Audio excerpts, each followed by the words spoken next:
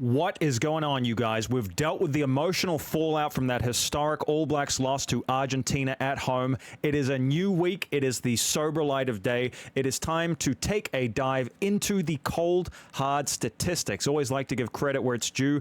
These largely come from Rugby Pass. I checked them against the broadcast. We are going to take a look, do a post-mortem. And we're not doing it to rub salt into the wound. We are doing it because we want to get back on track and beat the Springboks at Eden Park. That is the mission. We got 3 cards we're going to go through: score and discipline. Obviously, the Pumas got up. A narrow win. When you just look at the numbers, 6 points ain't a lot. Don't forget, these guys beat the Springboks in Argentina last year. Damian McKenzie was cool-headed enough to slot that vital bonus point at the end. I'll tell you what, that bonus point might just come in handy in this competition. Obviously, Argentina won this with penalty goals, okay? 5-2. We have lamented the All Blacks attack. It is worth noting, just to play devil's advocate, that New Zealand outscored Argentina when it came to getting across the whitewash. Yes, the attack did not look good. It looked clunky. And yet, we got one more across the line than they did. Rewind to the week before. That purple patch in the first half. We were up 31 points to 10 in game 1. I don't think we want to throw the baby out with the bathwater. The reality is, in game 1, a lot was clicking with the All Blacks attack. Personnel. That might be the key consideration here. Are we getting enough out of Rieko Ioane on the wing? I say perhaps not. Should Damian McKenzie be starting at 10? Sound off in the comments.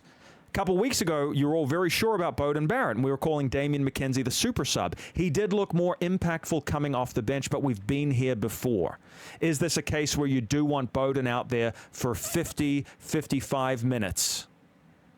Move him to fullback. Have D-Mac run the cutter at 10 in the second half. I will leave that to you to consider.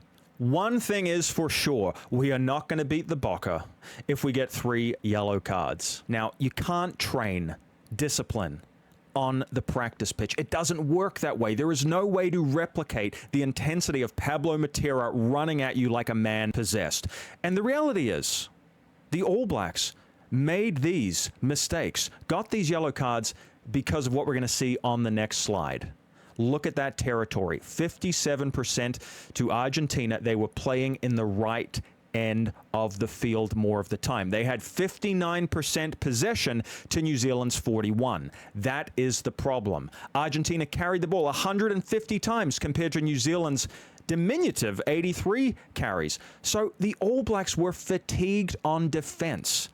They were stretched to breaking point.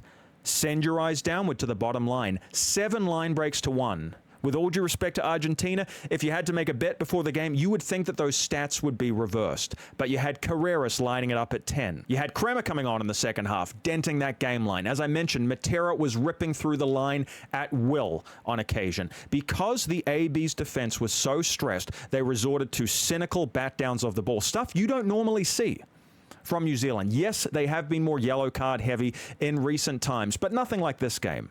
This was a statistical anomaly. Let that soothe your nerves just a little bit. Doesn't take away the pain of the defeat, but this was uncommon. Can it happen again? Absolutely. I'm not saying we be complacent. But this was a freakish display from Argentina, and we invited them to play to their strengths because we could not win and keep enough of our own ball. It really is that simple. Let's move on to my third slide here, defense. Tackles missed, 40 for New Zealand. Ouch. That hurts. We made almost twice as many tackles, so you can kind of understand why we missed almost as many tackles. Arguably, the tackle percentage is not that different. 86, 82. Okay, it's more than a rounding error, but we're in the same ballpark here. The reality is, we just couldn't keep the phases coming like we were able to do in game 1. We need better ball retention at the ruck. What does that mean? Do we go back to Simon Parker? He was great. He put in the most tackles. He was solid at the breakdown. Do we need to have Adi Savia at 7 and Wallace Satiti starting? He got that engine warmed up pretty good. He was a breakdown presence. Looked good with the ball in hand. Yes, playing a little bit within himself, as was Tamaiti Williams. But will those two be better for the hit out? Are those two big, fast, mobile bodies that we need out there starting the game? That's another personnel question for you guys to comment on. Let's be amateur selectors. Let's look at that All Blacks forward pack. Where do we need to tweak it? Now, overall, the ploy of having 3 world-class locks out there has been working. Again, let's not throw the baby out with the bathwater just because of one poor game. I mean, Argentina were poor last week, and they looked like demigods out there. So a week can be a long time in rugby. The Springboks looked much more like themselves over the weekend, and who could forget that historic hammering they got at home in Ellis Park? The point being, we do need to react and learn from these lessons, but we don't need to overreact. My feeling, if you look at the All Blacks' body of work this year, 4 wins out of 5, 80% winning record, at times 100% accuracy in the lineouts. This week was a dip. 88% was won by Argentina, 79% was won by New Zealand. You have to say that is a blip. That is one bad game out of 5. There were clearly communication issues, particularly that unforgettable moment where Samisoni Takiaho froze as he was about to throw into Josh Lord, stranded up there in the air. I don't think you're going to see a mistake that bad. That was a bit of a perfect storm. Bad communication, a raucous crowd, a horrible blunder that I called out in my review, but potentially a one-off. Let's not overreact. Let's not get to panic stations here. Let's remember that the lineout has been a strong suit for the All Blacks this year. So here are some final thoughts to leave you with. Rieko Ioane isn't breaking the line enough. Do we need Leroy Carter out there at 11 on debut against the Springboks? Do we need Tavatava Nawai coming off the bench? He certainly knows how to get over the advantage line. Damian McKenzie is a better goal kicker than Beauden Barrett. Do we need to put Beauden at 15, D-Mac at 10, have him slotting all the goals? Just a thought. That would allow us to put Will Jordan at 14 and therefore maybe gamble a little bit in that left wing position, because one thing I know for sure, Rieko Ioane ain't cutting it in 2025.